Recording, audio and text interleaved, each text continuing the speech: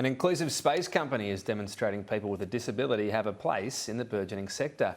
16 crew members have just returned from a zero-gravity test flight, conducting experiments on board to make space travel more accessible. Joining me now is Astro Access crew member Dwayne Fernandes. Thanks very much for your time. So talk us through your experiences on this.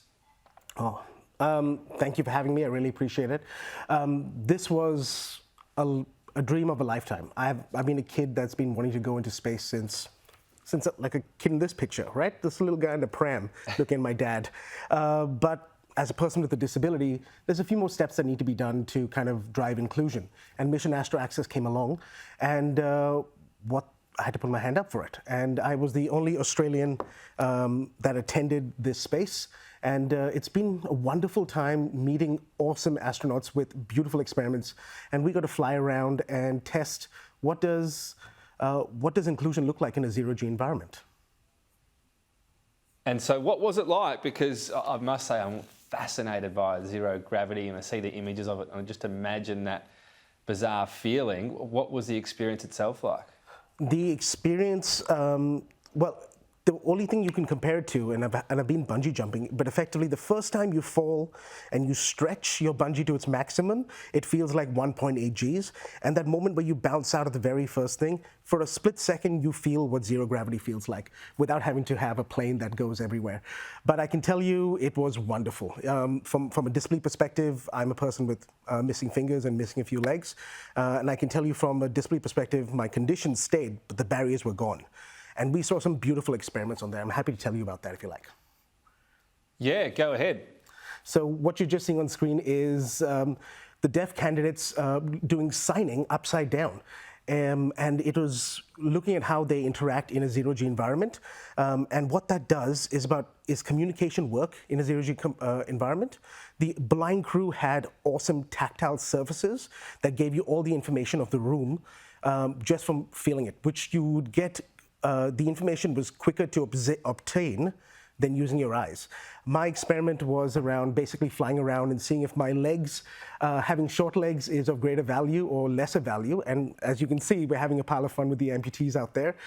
We feel that short legs are the way to go in a zero-G environment, because all you need is a 2-point harness to anchor yourself, and you can get the work done. Right, so you're hoping that has real life implications, because when we're talking about space travel, people heading off, whether it be NASA or other organisations, I don't think, has anyone ever gone up with a serious physical disability, and the hope of what Astro Access is to show that, hey, actually, it's not just about giving someone a go. This could be someone positive for the mission. It could be an advantage.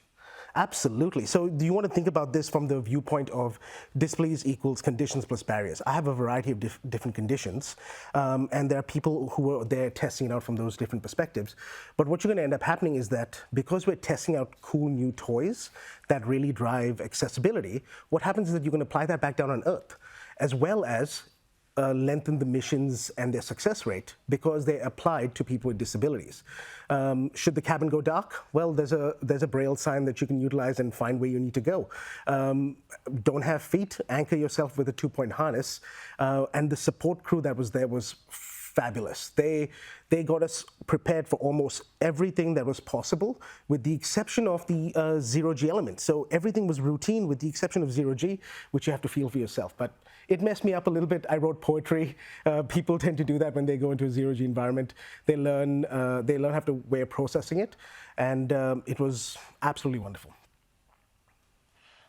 It sounds like it, and essentially what this does, the more testing and so on that's done, I guess, is you eventually go to NASA and other organisations and say, if you're going to want to hire someone with any given disability, here's how you can do it, and then you present the idea, right, as a ready-made custom idea, and they can go, okay, yeah, we can take that on board. Absolutely. Some of the essential things that you need to get locked down in the very first stages is about seat docking. How do you get in and out of a plane in zero-G? And that the seat that you see in the clip, that was built by Sarah Noodle Gomez. It was a beach chair, 5-point harness, a couple of bed sheets, and it was seen by Geo at Good Morning America as a beautiful piece of thing. It's already in the Lone Star Museum. It's been taken up because this is innovation at its finest, right? Right. ESA is doing its work with regards to para-astronaut program, but this is a much wider scope. This is looking at not only para-astronauts, you're looking at the full spectrum of the disability community. Because if you get it right for us, what that does is improve the tourism market for it, potentially, but also what it does is also assist with career astronauts.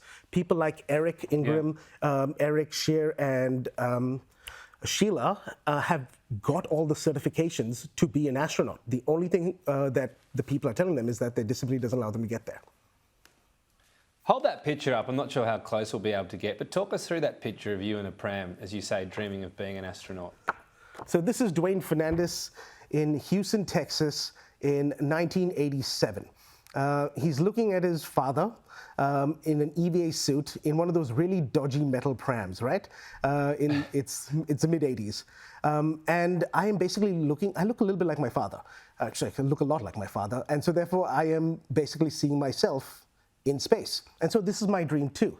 There's another cute little picture of me wearing one of those space helmets. And that's with Mum. And so I can tell you these dreams apply to the wide variety of people out there. It just takes a few more steps, and we're here to help build those steps. Because if you apply to the space industry, what you're doing right now is it has great applications for down here on Earth. Things that you utilize, and as an amputee, I'm on prosthetic legs that are made out of carbon and titanium. And all that stuff came from building equipment to make it lighter and stronger. And so I know the value of the space industry to my personal life here on Earth. And that is the value of exploring that within the Australian Space Agency and working towards doing zero parabola flights here in Australia. Because that's something we need over here to do better science. All right, Dwayne Fernandes, great to get your thoughts today. You must have had that emotion as well. I mean, you've spoken about the practical elements, but that emotion as the flight was taking off, I'm sure that here you were heading up to zero gravity at least, and the next dream is still on the horizon for you, is it? Absolutely. So I don't see this as the end for myself. I want to work with the Mission Astro Access as well as the global organizations that are working on space in general, and making sure that the market share of that is growing so that everybody gets a chance to be up there and see the overview effect and feel what zero gravity might be for everybody. Yeah, I'm sure it's a fantastic feeling. You've done more than me. I haven't done that or the bungee jumping. Maybe one day I'll get adventurous. Dwayne Fernandes from Astro Access. Thank you very much for your time today. Thanks, mate.